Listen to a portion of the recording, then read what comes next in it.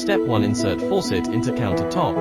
If a 3-hole, use the center hole. Step 2. Locate steel gasket, rubber gasket and fixed nut. Screw the nut and tighten up, please, as the shown. Step 3. Put the sprayer hose into the fast connect fitting.